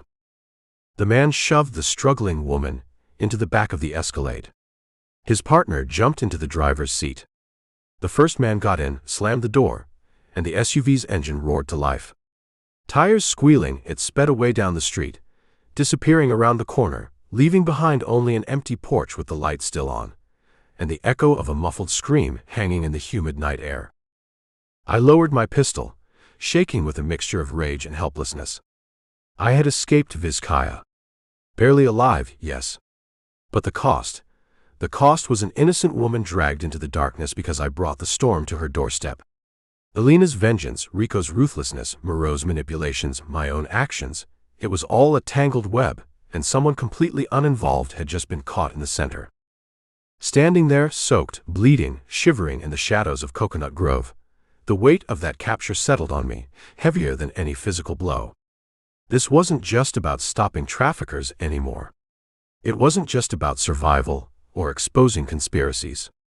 It was about her. I had to get her back. Whatever the cost. The deadly reckoning wasn't over. It had just become terrifyingly personal. Chapter 10. The image burned behind my eyelids. The old woman's terrified eyes, the brute's hand clamped over her mouth, the black Escalade swallowing her whole and vanishing into the night. Collateral damage, Elena might have called it. To Rico and his thugs, she was less than nothing, a loose end, a potential inconvenience, maybe temporary leverage. To me, hiding uselessly in the shadows, she was the final straw. The point where the careful calculations, the double life, the shades of gray I'd been navigating, collapsed into stark black and white. They took her because of me. I had to get her back. Forget Moreau's mission. Forget the trafficking network intel, for now.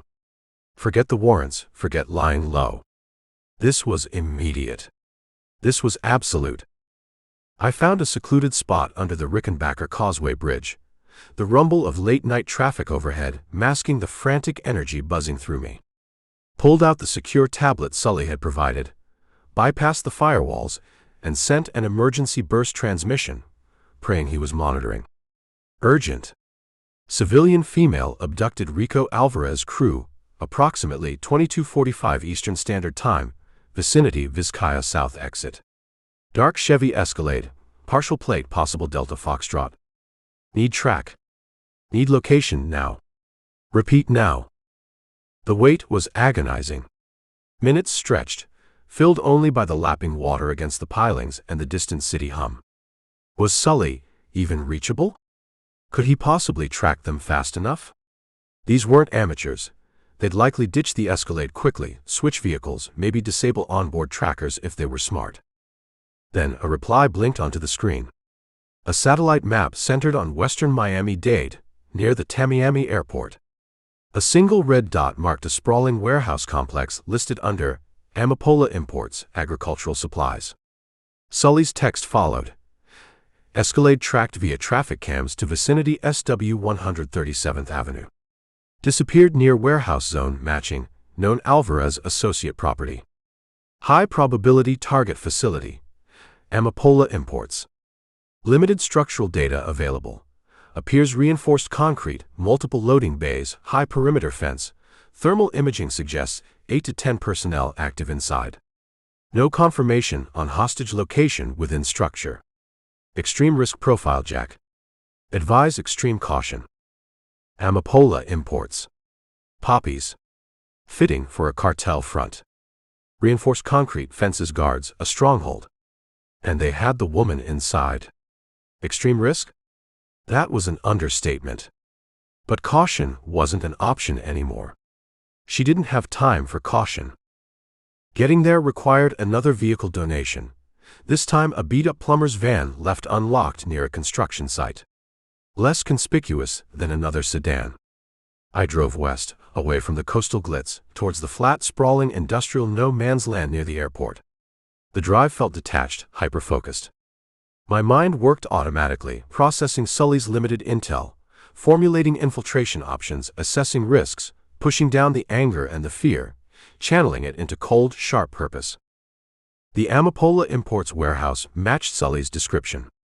A squat, ugly concrete box squatting behind a high chain-link fence topped with razor wire. Security lights cast harsh shadows. Cameras mounted on poles swept the perimeter.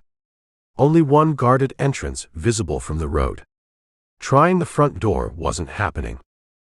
I parked the van several blocks away, watching, using binoculars. Saw 2 guards patrolling the fence line, armed with shotguns, moving with lazy confidence. Saw another vehicle, a dark sedan similar to Rico's, parked near the main office entrance. Activity inside seemed minimal, consistent with a late-night skeleton crew, maybe 8 to 10 as Sully estimated. Where would they hold her? Not the main warehouse floor. An office? A basement, if there was one? A break room? Sully's thermal imaging suggested a cluster of heat signatures in a smaller attached structure at the rear of the main warehouse, possibly offices or living quarters.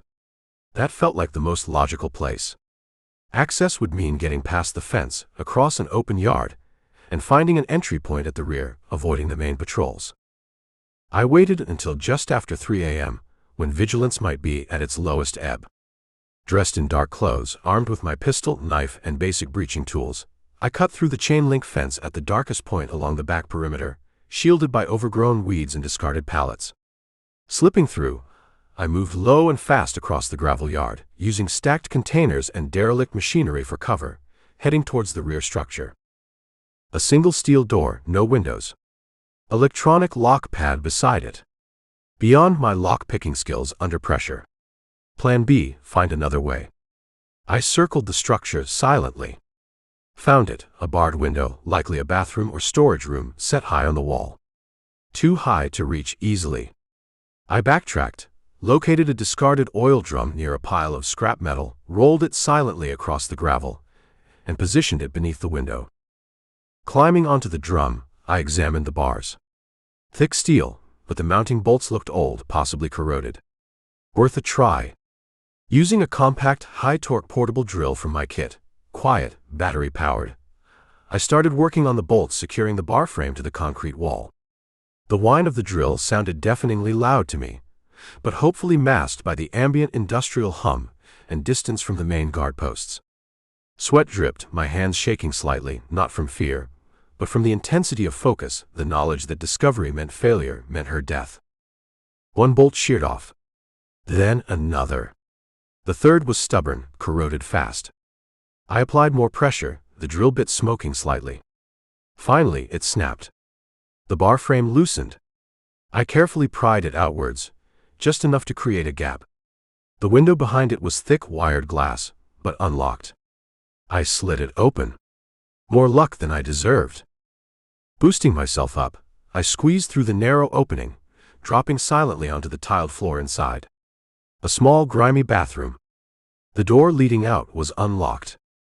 I cracked it open, listened. Faint sounds from down a short hallway, muffled voices, maybe a television. Moving like smoke, I eased down the hallway. Past a small, empty break room. Reached an office door, slightly ajar.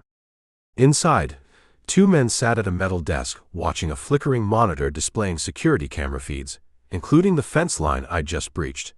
But they weren't paying close attention, more interested in the card game spread out between them. Beyond their office, another closed door. I could hear something from behind it now. A low sound, maybe weeping, quickly muffled. Her. Taking out the two guards in the office had to be fast, silent, absolute. No alarms. I took a deep breath, centered myself. Burst through the doorway, pistol leading. Before they could react to the sudden intrusion, before their hands could go to the weapons resting on the desk beside their cards, I fired twice into each man, suppressed shots barely louder than heavy coughs. They slumped forward onto the desk without a sound. Heart pounding, I crossed the office to the closed door, listened again. A soft whimpering sound. Locked. A heavy deadbolt. No time for picking. I braced myself, aimed carefully at the lock mechanism just above the handle, and fired twice more. The lock shattered, the door splintered inward. Inside, sitting on a metal folding chair in the bare windowless room, was the old woman from Coconut Grove. Her eyes were wide with terror, her mouth gagged with duct tape, her hands bound behind her. She flinched violently as I entered, gun still raised. "It's okay," I whispered, holstering my weapon, raising my hands slowly. "I'm not with them. I'm getting you out of here." I moved quickly, cutting the tape from her mouth, slicing through the zip ties binding her wrists. She sobbed, rubbing her raw skin, looking up at me with terrified, uncomprehending eyes. Who are you?" she stammered. "Doesn't matter," I said gently but urgently. "We have to go. Now. Can you walk?" She nodded, still trembling, trying to stand on shaky legs. I helped her up, supporting her weight. The rescue was initiated. We were out of the cell. But we were still deep inside a cartel stronghold, with dead guards outside and unknown numbers of hostiles elsewhere in the compound. Getting her out safely was the next impossible task. The riskiest part of the mission had just begun. Chapter 11. "We have to move," I urged Mrs. Diaz, keeping my voice low and steady, trying to project a calm I was far from feeling. Her eyes were still wide with terror, but a flicker of fragile trust seemed to dawn as she registered I wasn't one of the men who'd taken her. She nodded, clutching the housecoat tight around her frail body. "Stay behind me. Do exactly as I say." Getting her back out through the high bathroom window was impossible. Sneaking past the main guard post with her in tow was equally suicidal. Looking out the shattered office door, past the dead guards slumped over their card game, I could see the vast dimly lit expanse of the main warehouse floor. Stacks of crates, pallets, forklifts, and opportunity. A noisy, fiery opportunity. If we couldn't sneak out, we'd blow the doors off on our way. "Wait here," I told Mrs. Diaz, positioning her behind the sturdy metal desk in the office. "Don't make a sound until I come back for you." I slipped out of the office, moving quickly through the shadows of the warehouse. My target, the fuel drums I'd seen earlier near the loading docks and the parked forklifts. If I could create enough mayhem at the front of the warehouse, it might draw the remaining guards away from the rear perimeter, giving us a chance to slip out the way I came in. Found the drums easily enough. Standard 55-gallon barrels, smelling pungently of diesel. Nearby, stacked high on pallets, were bags labeled ammonium nitrate fertilizer. Amapola Imports, agricultural supplies. Right. Fertilizer and diesel fuel. A classic recipe for improvised explosive disaster, favored by insurgents and desperate men worldwide. Working fast, using a knife to slash open several bags, I spread the granular fertilizer around the base of the fuel drums. Then I spotted a forklift, with the key still dangling. Perfect. I climbed aboard, the electric motor whining softly as it started. Carefully, I maneuvered the forks under a pallet loaded with what looked like rags or packing material, lifted it high, then drove towards the fuel drum setup. Positioning the forklift, I tilted the mast forward, dumping the flammable pallet directly onto the fertilizer-dusted drums. Next, I drove another forklift over to a large diesel generator humming near the main roller door, used the forks to puncture its fuel tank, letting diesel spill out across the concrete floor towards my improvised bomb. All I needed now was an ignition source and a distraction. I spotted a tangle of electrical conduit running near the main circuit breaker panel for the warehouse lights. Using the forklift again, I deliberately snagged the conduit with the raised forks, ripping it partially from the wall, showering sparks onto the diesel-soaked floor near the generator. Flames erupted instantly with a hungry whoosh, spreading rapidly across the spilled fuel towards the main warehouse lights breaker panel. Predictable chaos ensued. Alarms shrieked, fire alarms this time, adding to the confusion. Lights flickered, then went out as the main panel shorted, plunging the warehouse into near darkness, illuminated only by the rapidly growing fire near the front. Shouts echoed from different parts of the building as guards reacted, unsure if it was an attack, an accident, or something else. Their attention, hopefully, was now fully drawn towards the front. This was our chance. I sprinted back to the office where I'd left Mrs. Diaz, smoke already beginning to fill the air. Time to go. Stay low, follow me.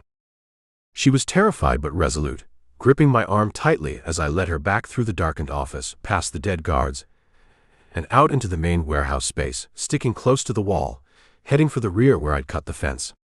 The fire near the front provided both illumination and cover, casting wild dancing shadows, the roar of the flames and the shriek of alarms drowning out our movements.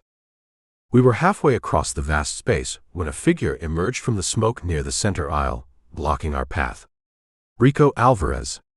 His suit jacket was gone, his face smudged with soot, his eyes burning with cold fury in the flickering firelight. He held his pistol steady, aimed right at me. Behind him, two more of his men fanned out, weapons raised. They hadn't all run towards the fire. Cole. Rico snarled, his voice tight with rage. You stupid interfering fool. Did you really think you could betray us and walk away? She's an old woman, Rico. I yelled back over the growing roar of the fire, pushing Mrs. Diaz slightly behind me. She saw nothing. Let her go. Rico laughed, a harsh, ugly sound. Collateral damage. Like your bartender friend at Ember. Efficient work, by the way, confirming him as the leak. Pity he had to be silenced so thoroughly. He took a step closer, pistol unwavering. But you are different. You saw the logbooks, didn't you? In the warehouse. Thought you were so clever. So he had known, or suspected, about the hidden compartment. The inventory check wasn't just a test, it was bait. It ends here, Kincaid, Rico said, using my real name now, the pretense completely dropped. He must have finally made the connection. Maybe Moreau's inquiries, maybe something from Vance. No more games. He raised his pistol to fire. I shoved Mrs. Diaz sideways behind a stack of crates and dove the other way, firing as I moved. My shot went wide. Rico's shot plucked at my sleeve. His men opened up, bullets ricocheting off the concrete floor around me. I scrambled behind another stack of crates, returning fire, trying to keep their heads down. Mrs. Diaz was whimpering behind her cover. I was pinned down, outgunned, with a terrified civilian depending on me. Then the world turned white and searing hot. The fertilizer-soaked fuel drums I'd rigged near the front finally cooked off. The explosion wasn't massive, contained somewhat by the warehouse walls, but the shockwave slammed through the building like a physical blow, momentarily stunning everyone, followed by a massive fireball that billowed towards the roof, raining down burning debris. In that instant of blinding light and disorientation, I saw my chance. Rico and his men were momentarily stunned, staggering back from the intense heat and shockwave.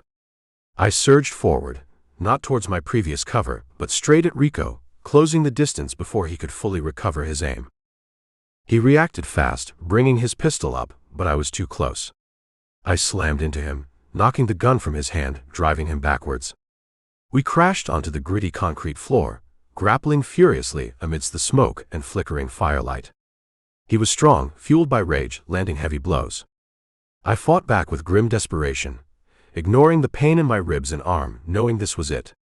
Get past him, or die here with Mrs. Diaz. I drove my elbow into his throat, eliciting a choked gasp, then brought my knee up hard into his side. He grunted, grip loosening for a fraction of a second. It was enough.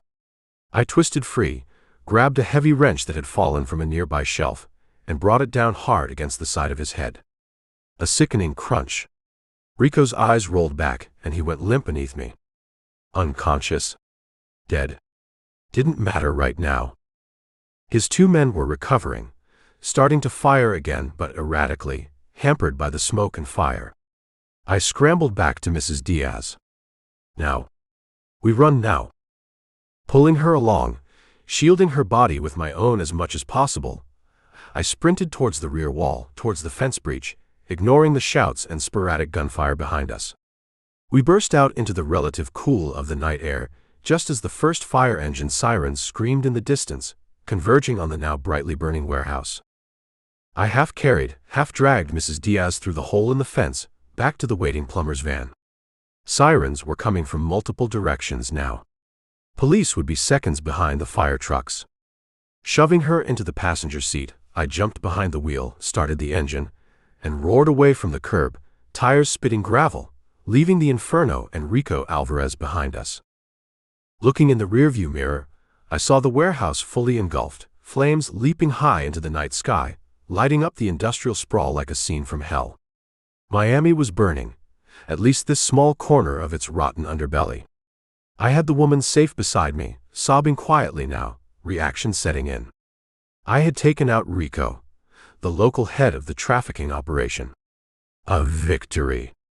But the fire felt less like a triumph and more like a funeral pyre, for my cover, for any chance of subtlety, maybe even for my soul. And the wider shadows, Croft, Vance, the syndicate, they remained untouched, looming larger than ever. Chapter 12. Driving away from the inferno that used to be Amapola Imports, the flashing emergency lights receding in the rearview mirror, felt less like escape and more like punching through a paper screen into another, quieter kind of hell. Beside me, Mrs. Diaz huddled against the passenger door of the plumber's van, trembling uncontrollably, occasional dry sobs escaping her. I kept my voice low, reassuring, telling her she was safe now, that I'd get her help, while my own nerves screamed and the adrenaline crash left me feeling hollowed out, shaky. Getting her help couldn't involve police or hospitals, not without bringing down a world of unwanted attention on both of us.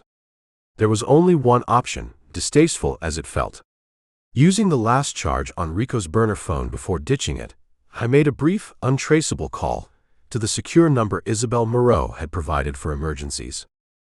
"It's Cole," I said when her cool voice answered. "Your missing persons investigation turned up a victim. Elderly woman, abducted near Vizcaya tonight. Requires immediate medical attention and secure, permanent relocation. Non-negotiable." I gave her the coordinates for a quiet park miles away from the warehouse fire. "Be there in 20 minutes. No police. Handle it discreetly, or everything blows back on you." I didn't wait for a reply, just ended the call and crushed the phone under my heel. Leaving Mrs. Diaz with Moreau's waiting people, discreet professionals in an anonymous black sedan who materialized exactly on schedule, felt like abandoning unfinished business, like leaving a piece of my own conscience behind. But Moreau, whatever her motives, had the resources to protect the old woman, to make her disappear safely in a way I couldn't. I watched the sedan drive away, then vanished back into the Miami shadows myself. The next few days were a blur of cheap motel rooms even grimier than the last one, antiseptic wipes for the new collection of cuts and bruises overlaying the old ones, and cheap whiskey to dull the edges. I stayed away from the water, away from my marina, letting the news cycle chew over the massive warehouse fire near Tamiami. Arson suspected. Possible gangland connections. ties to import-export businesses. The usual vague pronouncements that meant the police had nothing solid. Rico Alvarez's name never surfaced publicly. He'd simply ceased to exist, another ghost swallowed by the Miami heat. Eventually, when the immediate heat seemed to have dissipated, I risked contacting Sully.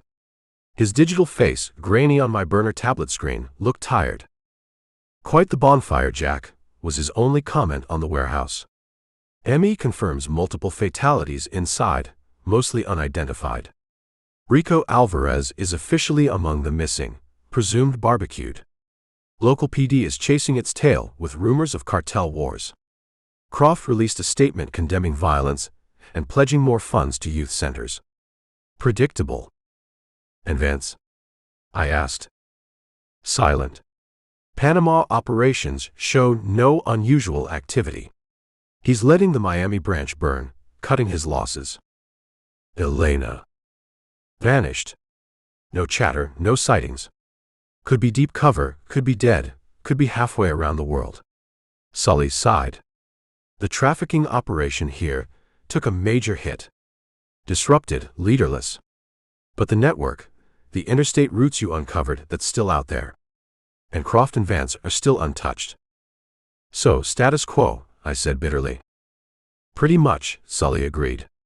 Except your warrants are still active.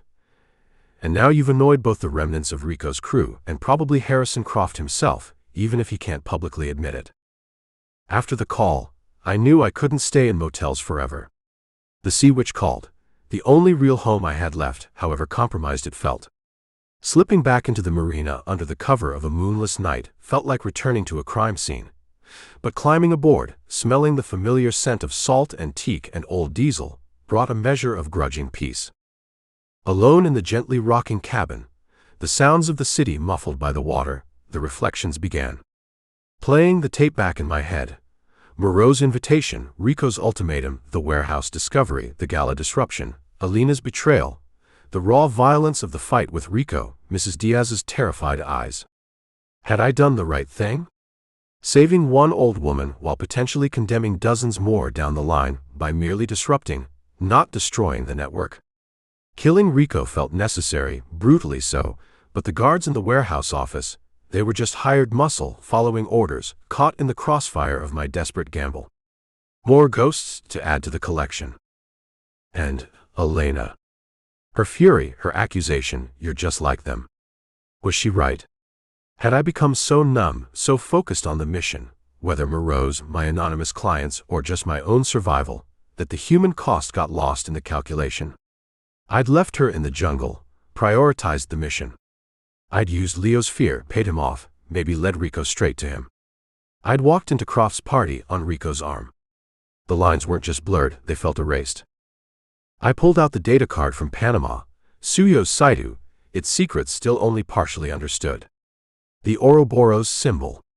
The hints of biotech. The Vance-Croft connection. Sully was right. The local fire was out, but the forest was still burning. The syndicate, or whatever entity Vance and Croft answered to, was vast, its tentacles reaching from Florida to Panama, Costa Rica, likely further.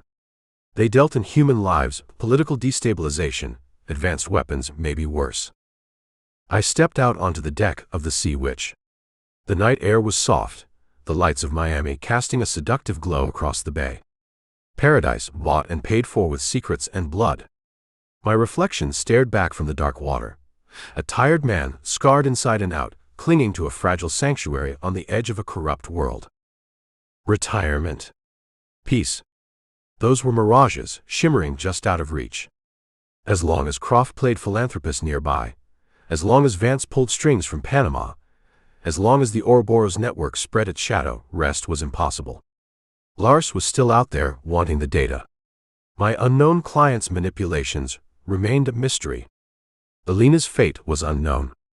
Mrs. Diaz was safe, but how many others weren't? The gentle rocking of the boat felt less like comfort, more like the pull of an outgoing tide. The wider shadows beckoned, demanding attention, promising more danger, more compromises, more reckonings. I didn't know where the next thread would lead, but staring out at the dark water, I knew with a weary certainty that settled deep in my bones that I would have to follow it. The echoes of this fight would ripple outwards, and eventually the tide would turn again.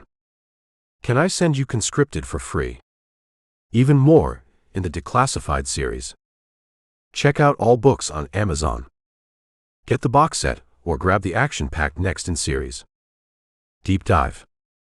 Deception Tide. Miami Mirage. Border Wars.